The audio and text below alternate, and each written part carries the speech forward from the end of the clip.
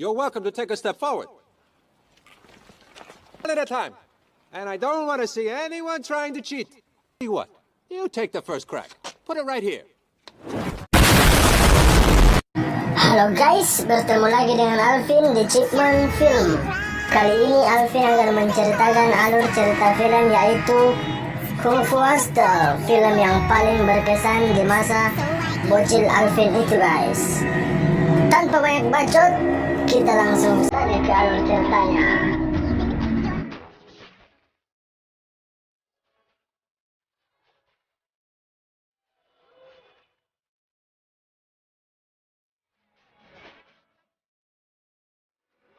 Alur cerita dimulai dengan latar sebuah kantor polisi di mana Bapak Inspektur berikut staf di sana semua terdiam ketika menyaksikan Big Boss dari geng urat madu yang sedang mengamuk karena istri mudanya ditangkap dan diduga mendapat perlakuan tidak adil oleh kepolisian.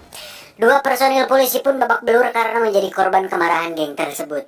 Setelah sukses membuat panik orang sekantor, akhirnya mereka pun bubar. Namun, ketika jalanan malam berubah sepi, mereka tiba-tiba disatroni gerombolan geng lainnya yang mengatasnamakan geng Kapak. Sebagai geng penguasa elit kota, geng Kapak ini kerap melakukan aksi-aksi sadis termasuk membinasakan siapa saja yang dianggap lawan dan berpotensi menghalangi karir kegangsterannya. Bahkan, seorang wanita pun dihabisinya. Pemerintah yang cenderung korup menjadi pemicu kuat terjadinya berbagai konflik sosial di sana. Maka bermunculan preman-preman dan gangster-gangster. Mereka berjamuran bak seperti panu di musim halodo. Hanya ada satu-satunya pemukiman kumuh yang bernama Komplek Babi. Penghuni di sana sama sekali tidak tertarik dengan membentuk geng. Lokasi yang cukup jauh dari hingar-bingar perkotaan membuat mereka lebih memilih berdamai dan berdampingan satu sama lainnya. Mrs. Slum Queen. Scene beralih ke sebuah lapangan tandus tepat di belakang komplek. Di situ terlihat ada sekelompok anak yang sedang main bola. Tiba-tiba, dua pemuda tak dikenal datang seperti mengganggu permainan mereka. Bahkan, tangisan seorang anak pecah ketika bola mainannya diinjak hingga muyutuk. Rupanya kedua pemuda tersebut adalah Sing dan Bom Bom. Efek bosan jadi pengangguran, mereka terobsesi untuk meniti karir menjadi personil geng Kapak yang terkenal itu. Tiba di Gapura komplek, mereka berlaga layaknya gangster profesional. Bermodal tato gambar Kapak, mereka dengan percaya diri mencoba memalak seorang tukang cukur di sana. Namun, hal tersebut sepertinya tidak berjalan mulus. Sing yang agak konyol pun mendapatkan pelajaran keras dari sang ibu juragan dan sandal jepit itu berkali-kali menghantam pipinya. Pura-pura mengundang bala bantuan, Sing menyulut sebuah petasan kemudian melemparnya. Tak diduga, petasan itu justru mendarat di kepala salah seorang anggota geng. Dan celakanya, merekalah geng Kapak yang sebenarnya. Dengan cerdik, Sing membela dirinya dan menunjuk ke arah warga kompleks seolah merekalah pelakunya. Namun di luar dugaan, kejadian tersebut ternyata adalah awal dari berakhirnya kedamaian di rusun mereka. Entah bagaimana caranya, saat salah satu anggota akan mengapak kepala si tukang cukur, tiba-tiba dia terlihat sudah berada di tong sampah dengan keadaan patah tulang. Kejadian tersebut sontak membuat mereka miris ketakutan, lantas mengundang bala bantuan dengan khas uniknya. Sementara itu sang primadona komplek dan lugu tengah mempersolek dirinya di depan cermin kamarnya. Tiba-tiba konsentrasinya terganggu saat geng Kapak mengobrak-ngabrik rusun mereka.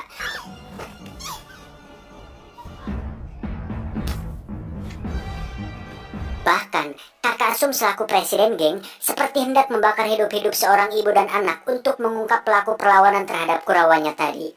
Saat korek api dilempar, tiba-tiba seorang tukang kuli menangkapnya. Kemudian, dengan gentle mengatakan, "Akulah pelakunya." It was me.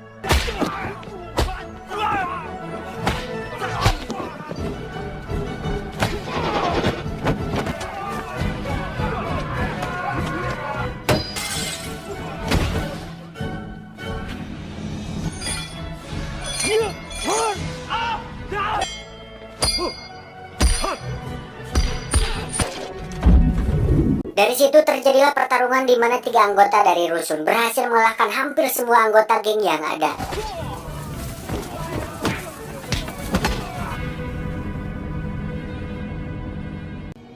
Hal itu membuat Kakak Sum sangat marah. Baru kali ini geng mereka dipermalukan orang-orang kampungan, dan mereka memastikan penyebab semua ini adalah Sing dan Bom Bom. To be members of the Axe Gang. Oh, easy, big boss. You were... Keduanya pun diseret ke markas besar untuk diberi hukuman. Ketika sang Algojo melempar kapaknya, secepat kilat Sing terlepas dan berhasil selamat. Wow. Kakak Sum yang melihatnya pun cukup takjub dengan keterampilan Sing yang mampu membuka borgol dengan hanya menggunakan sebuah peniti. Singkat cerita, mereka berdua pun dibebaskan dengan syarat harus membunuh satu orang. Baru, kelak akan diterima sebagai anggota geng kapak. A bum like that. Ambisi Sing untuk menjadi anggota geng kapak kian menjadi. Terlihat jelas dari sugesti-sugesti terhadap si Bom Bom yang terus digencarkan. Meskipun si Bom Bom sendiri cukup meragukan kemampuan Sing dalam hal bela diri. Namun dengan sombong, Sing menjawab keraguan itu. Di mana dia bercerita saat masih kecil, dia pernah belajar ilmu bela diri dari sebuah buku yang pernah dibelinya. Structure and the chi flow of a concept. Remember the old saying, you cannot escape. The Buddhist Palm Manual of Training. Di situ tertulis bahwa ada sebuah jurus hebat bernama tapak Buddha. Sing kecil pun berlatih hingga bisa menggerakkan sebuah ranting pohon yang padahal itu disebabkan oleh angin yang kebetulan lewat. Saat ada seorang gadis kecil dibully, Sing pun mempraktekannya. Namun, justru dia yang dikeroyok rame-rame. Have you killed anyone lately?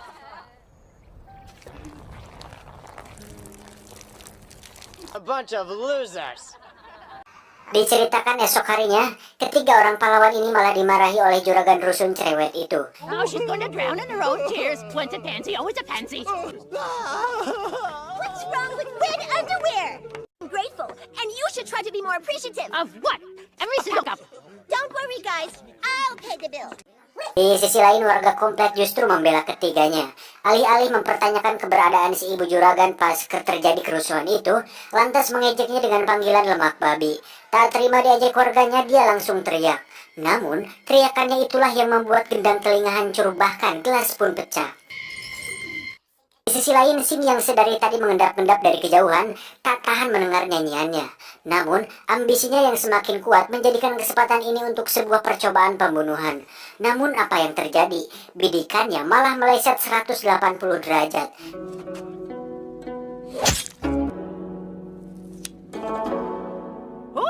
Sampai akhirnya si ibu juragan mengetahui keberadaan mereka berdua. Keadaan panik membuat si Bom Bom salah tingkah. Sebuah keranjang ular buas pun tumpah pas di wajah si Sing. Bom Bom pun mengatakan, jangan panik bos, ular takluk dengan siulan. Lantas, Sing berusaha menghiot dan benar saja kedua king cobra tersebut malah menggigit bibir Sing. Sontak ceritanya memanggil kemarahan si ibu juragan.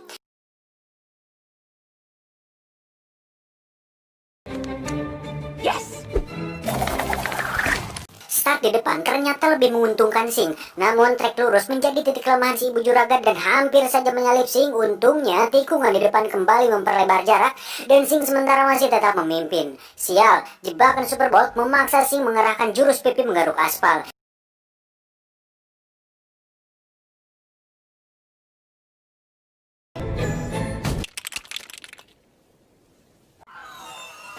Kombinasi antara letih dan rasa sakit pasca kejadian itu ternyata mengakibatkan kekuatan alami Sing mulai muncul. Tanpa disadari, luka-luka di tubuhnya sembuh dalam tempo yang sangat cepat.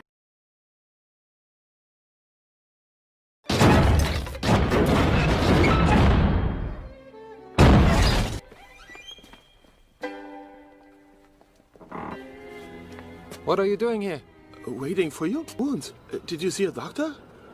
No, why?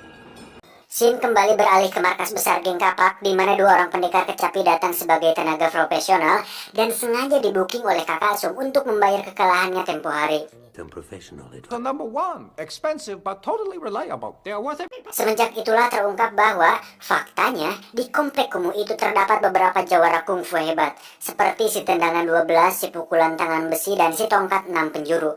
Namun mereka seperti telah mengubur dalam-dalam identitas asli mereka di balik aktivitasnya. Hinggalah di suatu malam mereka bertiga berpamitan karena telah diusir oleh si ibu juragan. Why don't we spar a little? No, thank you.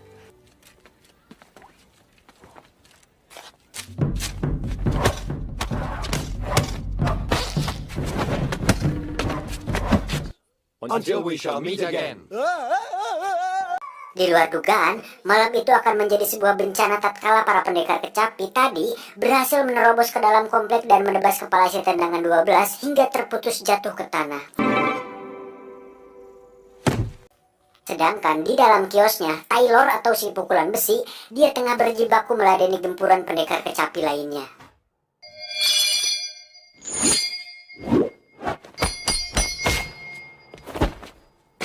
Namun tak cukup sampai di situ, pertarungan pun dilanjutkan di luar tepat di tengah rusun tersebut. Sebetan demi sebetan pedang bertubi-tubi menyambar dan muncul dari setiap petikan kecapi. Hal ini cukup membuat Taylor kewalahan.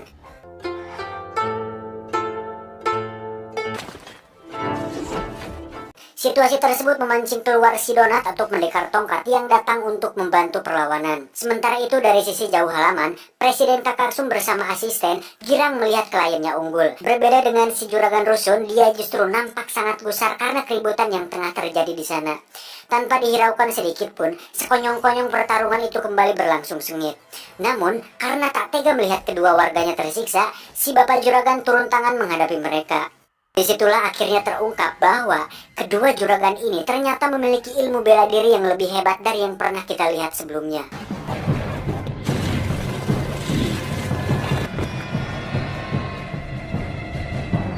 Disusul dari jurus auman singa dari si ibu, kedua pendekar kecapi itu kedodoran meladeni kehebatan kungfu pasangan tuan tanah ini.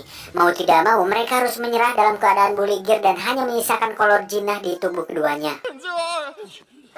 Singkat cerita, Kakarsum sedang dalam perjalanan pulang. Raut panik jelas terlihat di wajahnya dan ajudannya itu. Dipertegang lagi dengan sebuah insiden kecil terjadi karena keteledoran sang ajudan yang mengakibatkan kepala Kakarsum terbakar dan menyebabkan mobilnya ngebul.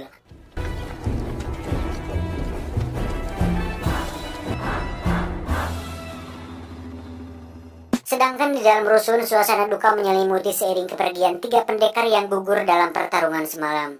Sehingga bangkitlah keinginan warga untuk menjadi pendekar kungfu secara instan dan membalaskan dendam atas kematian para jagoan mereka. Namun, sepertinya hal itu sangatlah mustahil. We swore that we would never fight again for your own good. Why don't you all just go away? Diceritakan di tempat lain, Sing kelihatan frustasi akibat percobaan aksi kriminalnya yang selalu gagal. Dia cenderung menyalahkan bom-bom karena sikapnya yang kurang agresif. You sound like rape, no arson, no theft, no nothing. We have not gotten anywhere. And all that Kelihatan di seberang jalan ada seorang gadis cantik penjual basreng. Spontan timbul niat Sing untuk memalaknya. Apa yang terjadi? Gadis itu malah mengingatkan dia tentang seorang sahabat kecilnya dulu. Tiba-tiba, ia diculik oleh 2 orang asing. Rupanya, mereka adalah utusan tim eksekutif geng kapak. Sejauh ini, kekalahan demi kekalahan yang dialami tak membuat geng kapak ini kapok. Faktanya, kali ini, Sing resmi direkrut sebagai tim ahli dalam upaya mendapatkan seorang pendekar legend, yaitu pembunuh tak terkalahkan yang bernama The Beast. Singkat cerita, malam itu juga Sing dibawa ke sebuah bangunan seperti penjara, lebih tepatnya rumah sakit jiwa khusus penjahat kelas berat, di mana saat ini The Beast sedang berada di sana. Dibekali dengan sebuah peta dan peralatan lengkap, Sing mulai melakukan tugasnya tanpa ditemukan kesulitan berarti di sana. Bahkan, pintu berlapis baja sekalipun mampu dia bobol hanya dengan sebuah peniti saja. Sejenak Sing kaget melihat tampilan The Beast yang nampak sedang asik baca koran sambil Sesampainya kembali di markas, Sing dipertanyakan soal kredibilitas si The Beast ini, karena penampilannya yang tak meyakinkan sama sekali. We want 2 people killed, and you're the one who's going to do it. Okay, old man. You see this? Really? Try me then. Namun tak diduga, The Beast tiba-tiba merebut pistol dari tangan seorang algojo, lantas dikokangnya pistol itu di dekat kepalanya sendiri. Dan disinilah kehebatan The Beast mulai dipertunjukkan, sekaligus membuktikan bahwa kunci pada ilmu bela diri kungfu adalah kecepatan. Spontan mata para gangster terbelalak kaget ketika The Beast mampu menangkap peluru hanya dengan kedua jarinya. Dan akhirnya, mereka pun memberi hormat pada sang legend.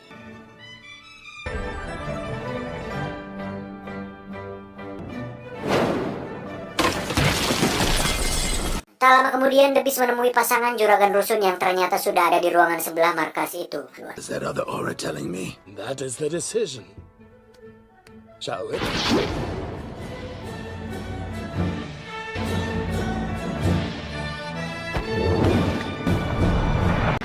Setiap pukulan dan tendangan yang dilesahkan pasangan ini selalu dimuntahkan The Beast. Sesuai dengan julukannya, malam itu dia nampak sangat kuat sekali. Dengan terpaksa si ibu juragan mengeluarkan jurus andalannya.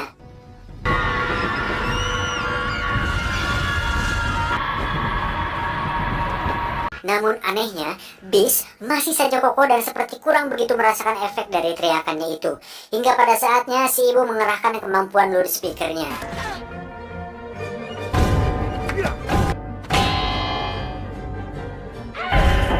Kali ini, auman singa sungguh membuat The Beast terhempas jauh hingga membuatnya muntah darah. Ia kelihatan tak berdaya dan seperti mau menyerah.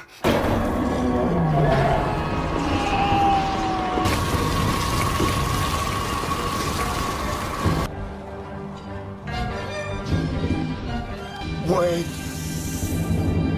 Tiba-tiba, The Beast menusukkan kode beracun ke perut kedua juragan rusun tersebut. Saat mereka bertiga saling mengunci satu sama lain, tiba-tiba tetang lasing dengan sebatang balok kayu di tangannya. Sekonyong-konyong ia memukul kepala botak si The Beast hingga bolecak. Meskipun luka dan sakitnya tak seberapa, namun rasa kecewa itulah yang membuat The Beast semakin murka. Tanpa basa-basi, Sing dibogem habis-habisan sebelum kemudian hilang dalam sekejap.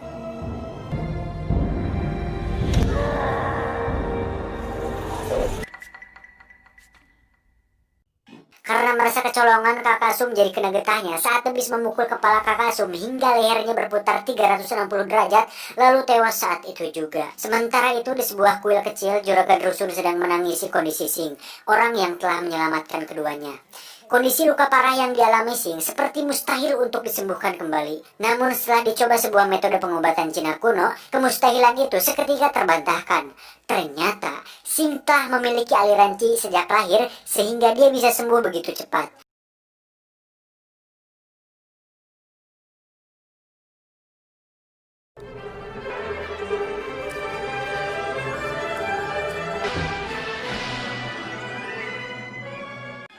Yang menarik adalah, sekarang Sing sudah sembuh total dan kelihatan segar. Saat geng kapak tiba, disinilah kehebatan Sing akan diperlihatkan.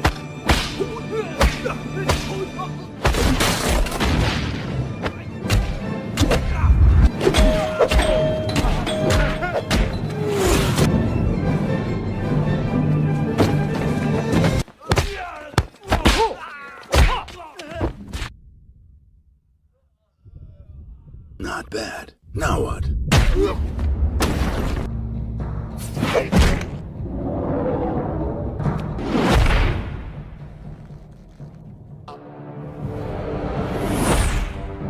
Beberapa pukulan dan tendangan Sing pun membuat The Beast kewalahan hingga akhirnya dia mengeluarkan jurus pamungkasnya yaitu jurus kodok.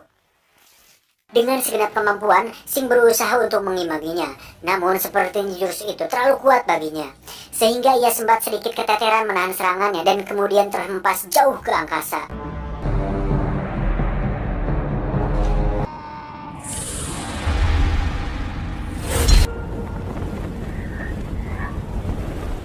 Di situ terlihat ada seekor elang yang sedang terbang dan saat Sing menggunakan si burung sebagai pijakan, di situ dia akhirnya menemukan jurus yang pernah dipelajarinya waktu kecil, yaitu jurus tapak Buddha.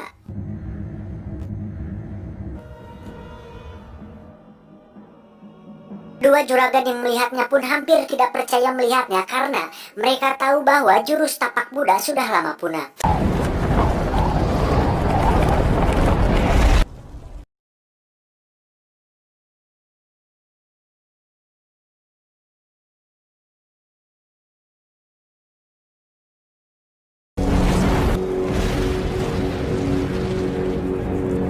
Saat The Beast teriak menyerah, disitulah Sing memaafkannya. Merasa tak terima, The Beast kembali menyerang dengan konde beracunnya. Namun dengan jurus yang sama, Sing kembali menyerangnya, namun dengan sengaja diarahkan tepat di samping kepala The Beast hingga membuat gedung rusun roboh dan berlubang membentuk tangan Sing. The Beast pun bertanya, jurus apa itu? Sing menjawab, jika mau, aku bisa mengajarimu. Di situ The Beast sujud dan mengatakan, Guru.